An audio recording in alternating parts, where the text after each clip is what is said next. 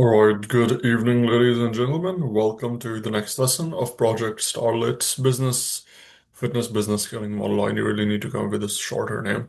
But anyways, in this lesson, I'm gonna cover the first foundation of marketing, which is offers, as well as like how to make them, how to increase their efficiency, those guarantees, urgency, scarcity, all of that stuff, naming the offers, difference between the good ones and the bad ones, and four unfair advantages that negate the mistakes that you're making in the business. So they act as your insurance. And if you specialize in one of them, it's enough. If you specialize in multiple, it gives you a much larger edge, right? And offers is the first one of them.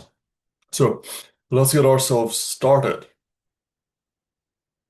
Now, throughout my like overall working at previous companies, working with a lot of businesses as well as looking at them, I have seen that many of them have certain strengths, right? Besides fulfillment. Okay, many claim to have the best product, but what else besides the product quite often ensures that the business is successful even if everything else is messed up? First one is offers.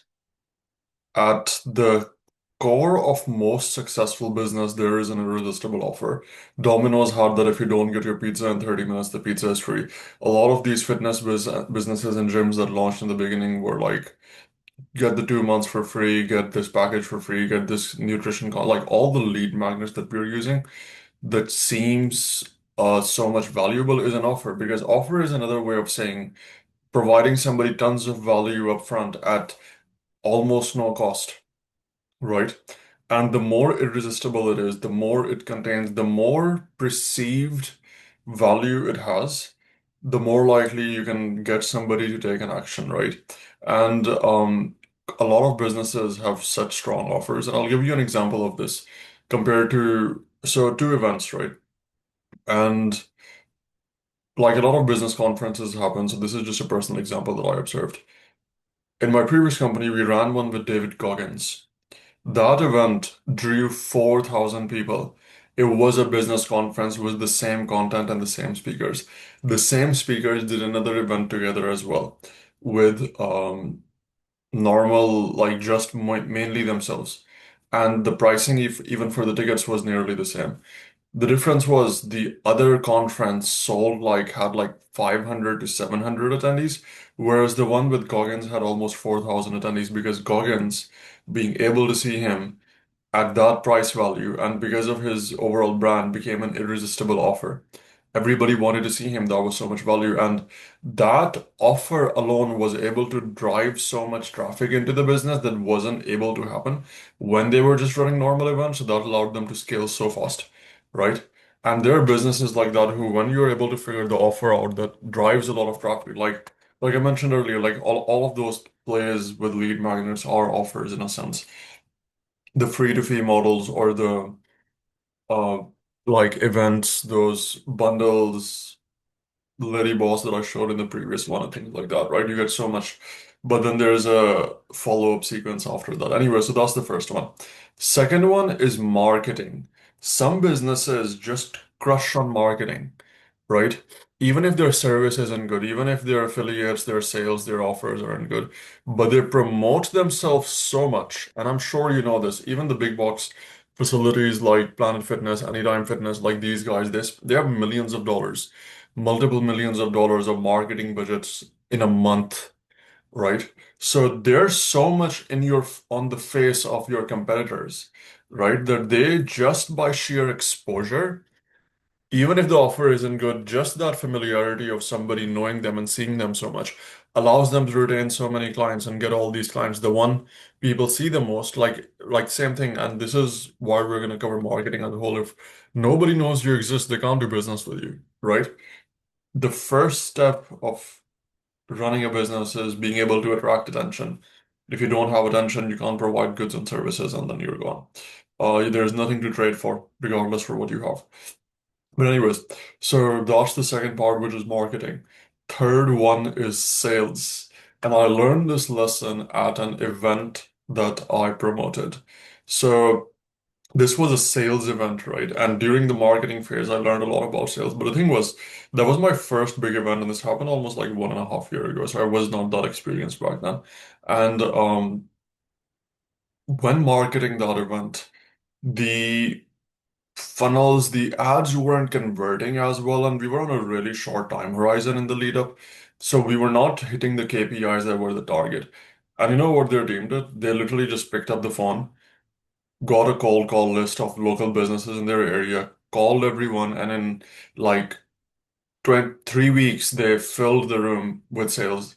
He just got his whole team to do that. He had like 4 or 5 team members. And um, that's how I realized two businesses might have the same number of audience, right? Same leads, let's say. Both businesses get 100 leads. One that is good at selling has, like, if one business closes 40 out of those 100 leads, the other closes 10. The one that closes 40 has 4 times leverage on the one that closes 10 because their sales is so good that they can compensate for lack of leads. Heck, they can create leads from thin air because they can sell to strangers and they know about the tools that get them those sources and things like that, right? So that's sales. Absolute persuasion beasts. That's what I'm talking about when I mean people who crush at sales, they can just convert anyone. And then last one is affiliates. There's also another way of looking at this, which is word of mouth. A lot of businesses survive on word of mouth for decades, and marketing wasn't even a thing the way it is right now. But like the thing is, I know these businesses, even when we worked with them, were like they were getting more leads through word of mouth and through their referral programs. Like even in the fitness industry, I remember there was a coach who had a network of business coaches, right? So he was a fitness professional and he was partnering with business coaches who had high ticket entrepreneurs. And all those business coaches had like 50, 60 clients underneath them. And they had a partnership agreement where they would then just send their clients to him for fitness consultations and things like that. And then he would convert them into paid clients and give them a share. And just through those connections, through those 5, 6 connections that he had, he was able to drive like 10, 15 high ticket sales every single month and get like almost, I think 25, 30 appointments booked. And the closing rate was higher because they trusted him.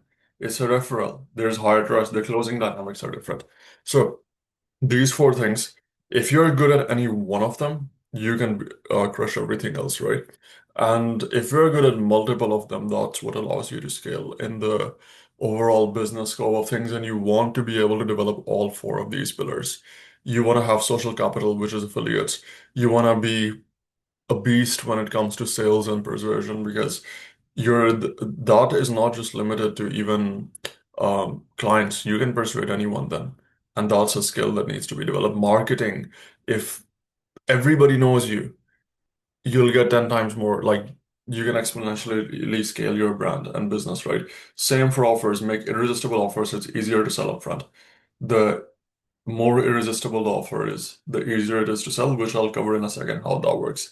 So, with that, let's get into offers. So, first thing, I mentioned this earlier that at the core of all successful businesses is an irresistible offer, right? Netflix had it's like you get hundreds of TV shows at like a fraction of the cost with exclusive, um, and you can cancel anytime. And there are like all these movies that they spend millions to make and then they give it to you for like the same subscription, almost no cost, right? Amazon Prime, 2-day shipping.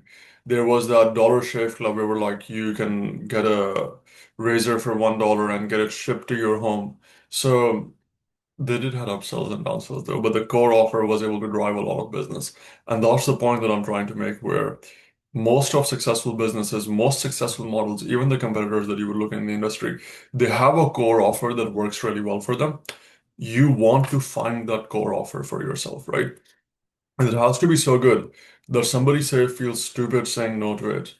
Caveat to Alex Hormozzi, who has a book on this called 100 Million Offers, and I highly recommend that you listen to it if you guys have that time. This is like a condensed mixture of that with real fitness examples. But anyway, so with those offers, the thing is, and I noticed this mistake being made a lot in business, why you should focus so much on an offer, is that you always build the model quite often from the front end first, right? The thing is, if you're giving away, like you can't sugarcoat, you can't like sell shit as gold if that makes sense. even if you have the best marketing strategy, if the offer is horrible and nobody wants it, like if I tried to sell underwater basket weaving because there's no demand, you won't be able to scale the business. So you need to find something that can have that demand, which quite often depends on the amount of value that you're providing in that front end touch point they have. And that's the thing, right? Most businesses claim to be really good, and most consumers or most prospects that would want that service don't know that they are good. Like you're a good fitness coach, you are a great gym. The average person on the street has no idea who you are, right? So they don't know you're great. And your front end offer might be like a free consult, or it might be like whatever, like some of you, like fitness industry is competitive, so you guys are already really good at offers. But even despite that, like quite often it's still such, like it's still the same offer, right? So what makes you even better? But even besides that, the thing is that um if it is not as good, if it's lame, never be lame, but if it's lame, nobody will come in and then they don't get to know what great stuff you have at the back end because you lose them at the front end. If you're not getting any customers in, you can't ascend them up the value ladder. You can't sell them high ticket on your products and services that are valuable, right? So the first thing that you always have to get right is offers. And honestly, it is perfectly fine to split test the hell out of it. It's like imagine the thing that you're trying to create here is like this can drive and scale your business to millions of dollars. So this is a solution worth millions of dollars, right? Elon Musk had that saying that you get paid in proportion to the difficulty of problems you solve. If you solve this problem, you get $1 million. So wouldn't it make sense to have a solution of that level to cost more effort and time than what do you think right now? And this is also where most businesses get it wrong, where they focus so much on the meal plans and the servicing and things like that, when in reality, a business is not run based on meal plans. It's run based on unit economics and models and sales and marketing, all of these different levers, right?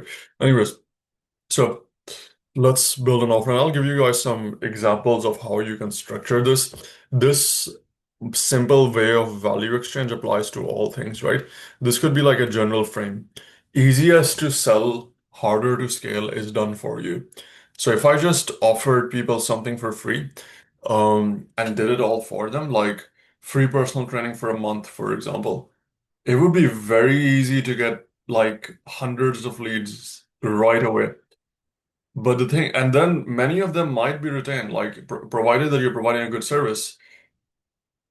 1 or 2 weeks after the package expires, because fitness is a long-term thing, you can then retain them into signing up for an actual service, or you can just, this is what Hormozy did in the beginning, where he told them just to invest in a charity of their choice, so there was still some commitment. But regardless, done for you is like tons of value, tons of investment in time and operations from either you or your team. That's the first one. Easier to sell, harder to scale. Second one is done with you.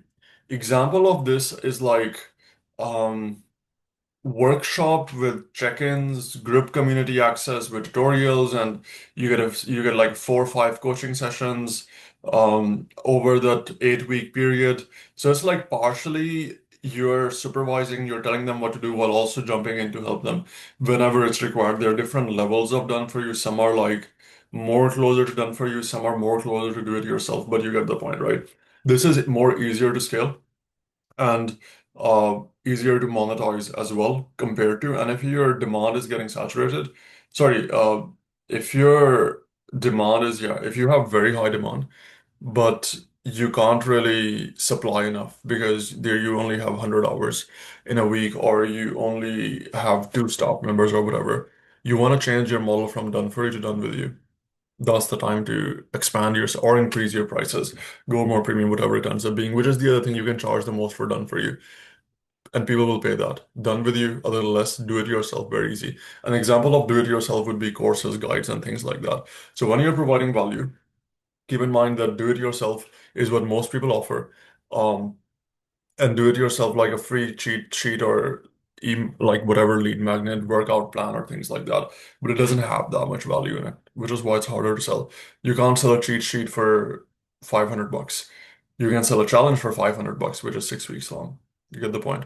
Unless the cheat sheet is being made by, I don't know, somebody who's super famous and that has like we market it in such a high way, but that is like exception to the rule.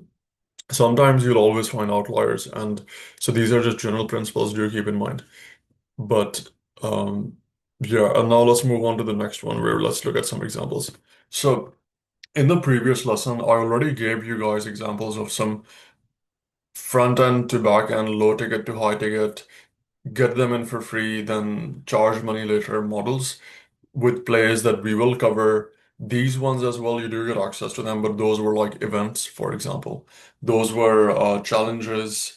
Those were low ticket lead magnets that lead into personalized strategy or call sessions in which you upsell them onto your long-term programs, all of those things, right? Here is like a better or easier way to explain it so your understanding of the idea behind that improves. So front-end offer ideas, lead magnet ideas where you hook people. Free if you do something or earn it. This is one of the most famous ones. And this is what quite often challenges are positioned as. It's a $300 challenge. If you are able to lose 10 kg or lose 5 kg or 10% of your body weight or whatever by the end of the challenge, by the end of the 6 weeks, you will get it for free. We'll give you your money back, right? Works really well. And that also sort of gets people to see the value that I can do it. And within that, like I'll cover that later, if you add like money back guarantees or things like that, that makes it really well to also collect cash. But then add caveats. Next one, free for a limited time, free for X number of days. This is another way of positioning an offer.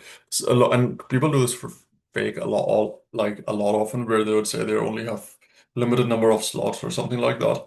But you can also use it honestly. Just alter the bonuses, change the offer so that every new offer is limited. But anyways, before getting into that, so this could be events, this could be lead your bonuses, your community access, all of that stuff, right? Give the first step of a larger process part of the system for free. Most lead magnets won't cover the whole system because that takes time. If somebody wants to be completely fit, that might take 6 to 8 months to a year. That's a lifestyle they have to develop. That's not going to happen in 6 weeks or 30 days boot camp or whatever thing it is. So you give them the first step, which is like, let's say it's 30 days abs boot camp, like get your six pack in 30 days. Well, once they've done that, and likely, but they don't just want six pack abs. They also want to look better overall, right? So then you can offer full body transformation programs and things like that. So you give them one thing or one part of a larger overall process. And that's one way of assigning people later. Give the results, not the method. This we can ignore. This mainly focuses on like service-based businesses. But this might be like if I gave you this funnel made $300 million, right? Now you have the funnel, you don't know how to develop it or how it worked. That's an example of give the result, not the method. There might be content-based things that you can provide to people without them actually having the implementation for it, which had a freakishly high result that can use this strategy, but the top ones are good. The ones I discussed before are good. Free audit, free whatever, all of this stuff, free consults like nutritional consult or whatever works well. Diagnosis-based lead magnet is similar. Find out if you have um, find out if you can meet this goal or find out if you're eligible to get this thing for free or whatever thing is, right? It's a diagnosis based. Anyways, moving on to the next one. How do we make all of these offers for free? Let's assume it is, let's for the sake of it, take the challenge. So let's say we have a 6 week fit full body weight loss challenge, right? And then you can add exclusive bonuses next to it, which could be within this challenge, you guys also get access to the meal planner. Also get access to this um like Facebook community. You also get access to fitness tracker app. You get access to cheat sheets, meal plans. You get weekly accountability sessions. You get nutrition consultation, all of those things, so that everything you need to get the result, we're already giving it to you at a steal or whatever. So exclusive bonuses that you stack things together, the perceived value increases, and you can make them exclusive in the sense they're not offered anywhere else. We are only offering them for the first time, and we will never offer them again, which leads us into scarcity and urgency. Same thing, exclusivity and scarcity and urgency connect in that sense. Limited slots. Like there are only four of these bonuses available. There are only four one-on-one sessions with the coach available that the first four will get. It's exclusive. I'm only offering this for the first time. I'm never going to offer this again, right? That's scarcity urgency. Scarcity is a limited number of, it's like a limited quantity of that resource. Um, and whether it's going to be available in the future or not. Urgency is the same thing, but this one is more time oriented. This offer ends at the end of this week. If you delay it after a week, you will not get out. Like the prices will increase, or the spots will fill up, or whatever things it ends up being, right? And that gives, and the thing is, this is not salesy. This is actually like I've ran ads of people who were like, "Oh, I don't want to sound like it's not salesy."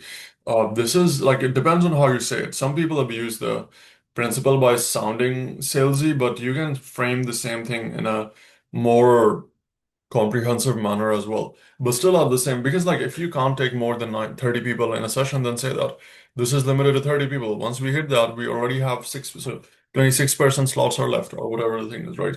And I'm starting this on 1st of June, so you have just 1 month or 3 weeks left until the offer closes. Genuine scarcity urgency. The other thing was that, like, but it works because somebody has something to lose. And when they have something to lose, they're more likely to see the value in it and take an action.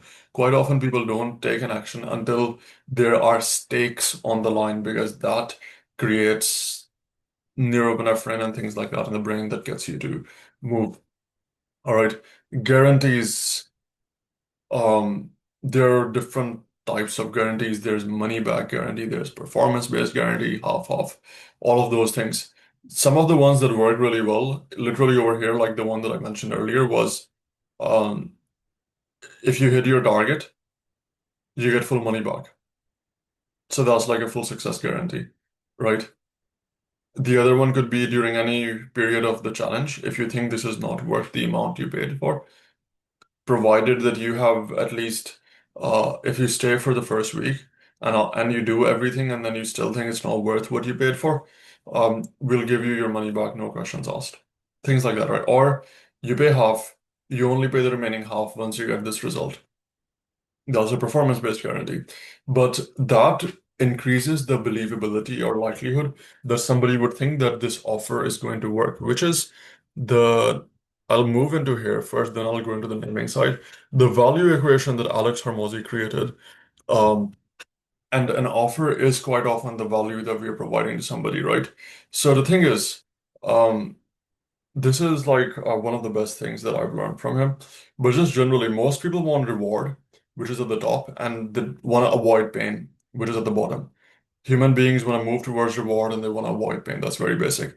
Reward, quite often in this case, is dream outcome, and you want to scratch that and figure out why. Like what dream outcome your client wants and why that is important to them. In this case, let's assume it is like it's losing, getting back to their high school weight. For example, let's take that angle. So that's the dream outcome, right? Getting back to how they used to look when they were younger. Perceived likelihood of achievement. How likely do you think this is going to work for you? How likely do you think the fitness challenge is going to work for them? How do you enhance that? You can add testimonials. You can add social proof. Like I have 700 people who went through the same process, who were just like you, single moms that were working in this industry. So relatability, specificity. If you're struggling with these issues, it has worked for these guys. This is tailored for you, right? Perceived likelihood of achievement.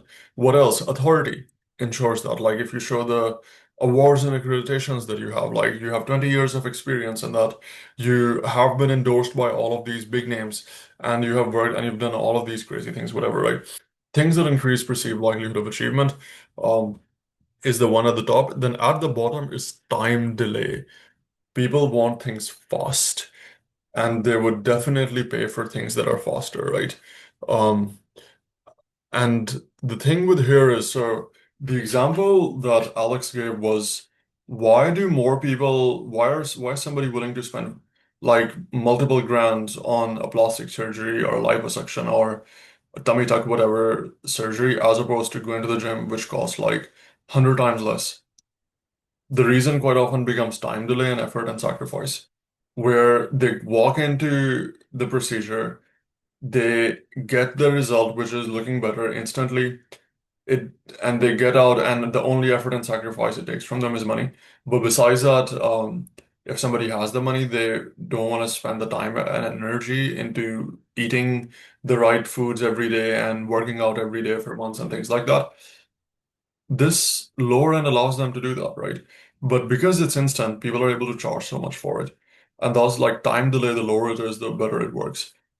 Same for effort and sacrifice. So quite often you want to make this as easy, as simple, as tailored for them as possible and show them why this will work and this is the fastest method and things like that, and create that sort of overall appeal in your copy and when you're designing the offer, right?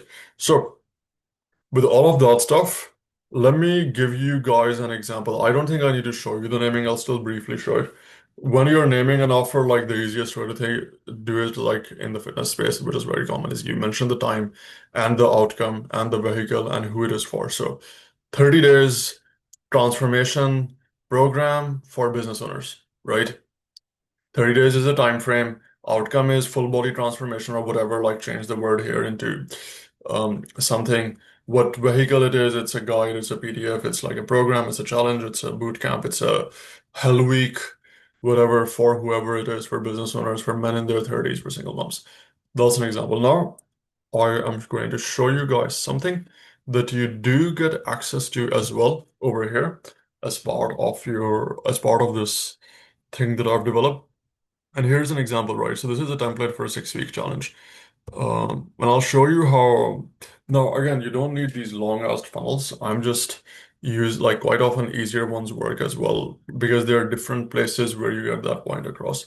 But 6 weeks transformation challenge, obviously you can input the name of whatever your offer is over here. If it's like whatever body transformation or something, name it whatever you want. You can change the tagline.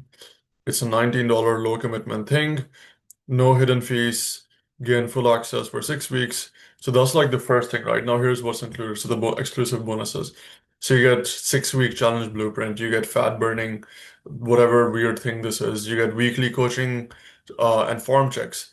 So like there's copy here identifying why this is so good. You get private accountability squad, women just like you who can help you achieve all of those things. So you get access to that. Plus you get these bonuses, even more bonuses, which is like you get these mini series and you get glow up meal and then you get confidence calendar, habit tracker. All of this normally works, so there's contrast being created, right? There's urgency, scarcity. It's we only take 19 women into every single challenge group to keep the coaching personal and support real lasting results. Blah blah blah. No hidden fees, trust, things like that. And then what others are saying. So this is increasing the perceived likelihood of achievement. If you have video testimonials, if you had images, you can replace that here instead of these written testimonials. But that's an example of social proof. Specificity, this is not for everyone. This is not for those things, like making it specific and things like that. Here's what you get. Again, a stack, you get all of these things. And who's the coach for more authority so people see the value in it. And then, yeah, like that's like it doesn't use all the elements, but it uses most of them. So you get the point and why this offer would work well, as opposed to like even if someone ran the same offer without guarantees, without scarcity, urgency, things like that, or without testimonials or stuff, the impact or the leverage the same offer has won't be as strong. Which is why literally by just adding a few lines that don't cost you much, you're able to get like such a high result. Oh yeah, there was a guarantee here as well somewhere, which was a weird one. You can change this with something else. Double result guarantee. We're so confident in this challenge. Um, we're putting our money where our mouth is. If you don't get the results by the end of the 6 weeks, we'll double the $19. Well, 19 is not a lot, so if this is an expensive one, that might work. But again, you get the point, right? And this AI generated coach here that we can ignore. But that's how you can make compelling front-end offers and use them to funnel in clients. And so the goal for this lesson or overall in this early stages, try to identify at least one or multiple offers that you're willing to test. Maybe make one your flagship one, which might be something big like a challenge or like a program or a coach. And have lucky draw is something you can do regardless because it doesn't require any operational requirement. Like you can manually reach out to people, but setting it up is not difficult. Setting a program, setting an event is difficult. But like if I made a giveaway style, lucky draw style campaign where people can opt in and I ask them for the details and then I reach out to the ones that qualify and I give it to one person, nobody else gets anything. Um, that's worth considering, right? As well as like, and then all of these lead magnets and stuff, like if you bundle a lot of digital resources together, like what Lady Boss did, and make a lead magnet similar to that, which then has an ascension strategy. It has a value ladder. Value ladder is like more what you can sell them after that. Um, think about that. And there are going to be templates already here, so this makes work so much easier for you because you can just go in, take what is there, just apply that, and you can go live with it right away. And that allows you to split test your industry and see what's working, and then make that better, right? So that's it for the software video. And in the next one, we are going to start focusing more on the implementation side of marketing, copywriting, all of those things in the lead gen. All right? And I'll see you guys in the next one.